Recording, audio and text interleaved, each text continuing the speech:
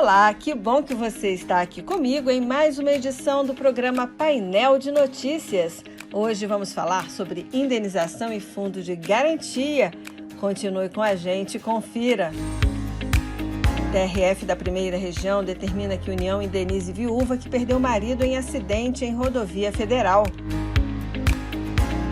Filho é autorizado a usar fundo de garantia do tempo de serviço para tratamento de doença grave da mãe. É a partir de agora.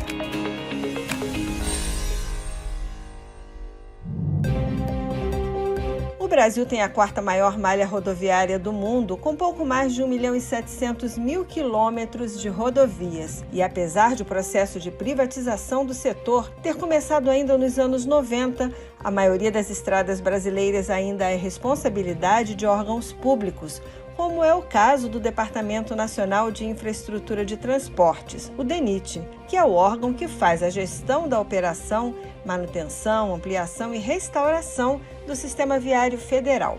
Foi por isso que, quando o esposo morreu em um acidente por causa da falta de sinalização em uma estrada federal, a viúva buscou na justiça reparação. Conheça o desfecho dessa história na reportagem de Madeleine Machado. Ela conversou com a advogada Amanda Melo de Almeida sobre o assunto. O acidente que matou o motociclista aconteceu em uma rodovia federal na Bahia. O homem morreu depois que a motocicleta que ele conduzia se chocou com um cavalo que estava solto na pista. A viúva do motociclista entrou na justiça responsabilizando o Departamento Nacional de Infraestrutura de Transporte, o DENIT, pelo acidente e pedindo indenização por danos materiais e morais. Para o DENIT, quem deveria arcar com os danos sofridos seria o proprietário do animal. O órgão também defendeu que a responsabilidade pelo tráfego das rodovias federais é da Polícia Rodoviária Federal e ainda culpou a vítima pelo acidente, argumentando que é dever do condutor reduzir a velocidade do veículo quando há aproximação de animais na pista e apelou pela diminuição do valor da indenização por danos morais, que foi fixado em R$200 mil. O caso chegou ao TRF da Primeira Região e foi analisado pelo desembargador federal Souza Prudente.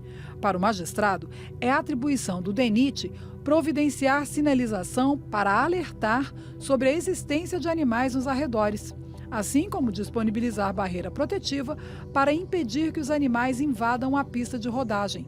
Caso contrário, pode-se configurar negligência na prestação de serviço. O Estado ali, por meio do DENIT, tinha um dever de colocar uma placa de trânsito, uma placa que informasse, que desse as condições adequadas para que o condutor soubesse que naquela região ele correria o risco de ter ali algum tipo de acidente. Isso gera um alerta diferente. É diferente você dirigir numa estrada que não tem nenhum tipo de surpresa daquela que está sinalizada, que você pode ter algum tipo de surpresa, que no caso eram os animais. Sendo assim, a quinta turma negou a diminuição do valor da indenização e determinou ainda que o DENIT pague pensão civil à viúva e às duas filhas. A questão da pensão está mais relacionada com o fato do pai ser dessa pessoa que faleceu ser o provedor do lar ali, Então, entende-se que os filhos estariam desamparados. Aquele que era ali a pessoa que provia a família deixou de prover, então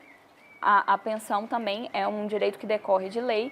Obviamente, esses menores têm direito a ser assistidos para que eles consigam ter uma vida digna daqui para frente. Por falar em reparação, a sexta turma do Tribunal Regional Federal da Primeira Região decidiu por unanimidade que não cabe à União reembolsar despesas médicas por cirurgia em hospital particular se o paciente não demonstrar que o SUS recusou o procedimento. Mais detalhes com Renato Rosa. Como resultado de um acidente doméstico, a mulher fraturou o fêmur da perna esquerda e considerou que não recebeu o atendimento de saúde que precisava. Ela pediu na Justiça a condenação da União, do Estado do Pará e do município de Itaituba para ser indenizada por dano moral, material e estético. De acordo com a paciente, o tratamento fora de domicílio não teria sido autorizado pelo poder público. Por isso, ela fez um empréstimo bancário para pagar o tratamento na rede particular.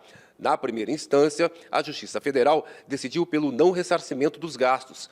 porque não foi demonstrada a recusa do atendimento na rede pública. Inconformada, ela recorreu ao Tribunal Regional Federal da Primeira Região. O relator, desembargador federal Daniel Paes Ribeiro, afirmou que a autora não pleiteou a realização de tratamento médico em domicílio diverso, mas sim o reembolso das despesas médicas realizadas em hospital particular.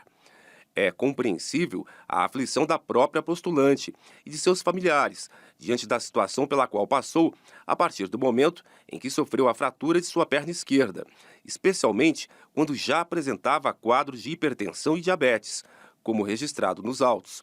No entanto, a opção por realizar o tratamento em hospital particular, sem qualquer demonstração da falta de prestação do serviço médico pelo Sistema Único de Saúde, não é suficiente para legitimar o pedido reparatório ora deduzido. Por unanimidade, a sexta turma do TRF1 seguiu o voto do relator. Você já deve ter ouvido falar que o Fundo de Garantia por Tempo de Serviço é um patrimônio do trabalhador. E realmente o FGTS é uma espécie de poupança forçada que vai se formando na medida em que o empregador faz depósitos em uma conta, que fica vinculada a um determinado trabalhador. Mas não se trata de um patrimônio disponível a qualquer momento. A Lei 8.936 de 1990, que rege o fundo, elencou as hipóteses em que é possível efetuar retiradas. É o caso, por exemplo, de demissão sem justa causa, de término do contrato de trabalho por prazo determinado, de rescisão por falência ou por falecimento do trabalhador ou do empregado, idade acima de 70 anos, financiamento imobiliário e o diagnóstico de doenças graves, como AIDS e câncer. Como não dá para prever todas as possibilidades, muitas vezes a Justiça precisa analisar o caso e definir sobre a liberação ou não do fundo. Madeleine Machado conversou com o advogado Leonardo Tavares sobre o tema. Você sabe quando o fundo de garantia pode ser sacado pelo trabalhador? Não faço ideia. Não. Quando a gente recebe a rescisão. Não faço a mínima ideia. Depois de um ano, quando é demitido. Não. Muita gente não sabe, mas além das hipóteses mais comuns de saque do FGTS, como demissão sem justa causa, aposentadoria ou aquisição da casa própria, o Fundo de Garantia do Tempo de Serviço pode ser sacado também para tratamento de doença grave do trabalhador ou de seus dependentes. A lei, ela elenca um rol taxativo de doenças, tá? Que é a HIV, o câncer, que é a neoplasia maligna e algumas outras. Ela tem lá um dispositivo ainda que coloca outras doenças graves. Então, isso transfere para o julgador a hipótese dele identificar qual tipo de doença, se ela é grave ou se não é grave. Mas existe também um regulamento que ele determina como que eu comprovo essa dependência de um parente, por exemplo. Esse foi o caso de uma decisão da 5ª turma do Tribunal Regional Federal da Primeira Região, que autorizou que um filho usasse o FGTS para o tratamento de doença grave da mãe paciente de câncer. O trabalhador comprovou ser o responsável pelas despesas médicas enquanto a mãe estava em tratamento. Em sua decisão, o desembargador federal Carlos Augusto Pires Brandão citou a jurisprudência do Superior Tribunal de Justiça que assegura a liberação do saldo do FGTS em situações nas quais os direitos fundamentais estejam ameaçados, como no caso de doença grave do titular ou de seus dependentes, mesmo se tratando de doença não prevista de forma expressa na legislação que trata do fundo de garantia. De forma, entendo eu, adequada, o TRF, a 5ª turma do TRF1, ele entendeu que a forma de se comprovar, ela não precisa ser tão enrijecida. Basta que você comprove efetivamente que há essa dependência, que sim é possível fazer a liberação do FGTS para fins de tratamento dessa doença. Eu sou Adriana Dutra e esse foi o Painel de Notícias, um programa produzido pela Assessoria de Comunicação Social do TRF da Primeira Região, com reportagens de Madeleine Machado e Renato Rosa. Operação de áudio, Guilherme Farias. Coordenação geral, Ivani Moraes. Para você, ouvinte da Rádio Justiça, eu desejo uma ótima semana. A gente se encontra aqui de novo, na próxima edição do Painel de Notícias. Até lá!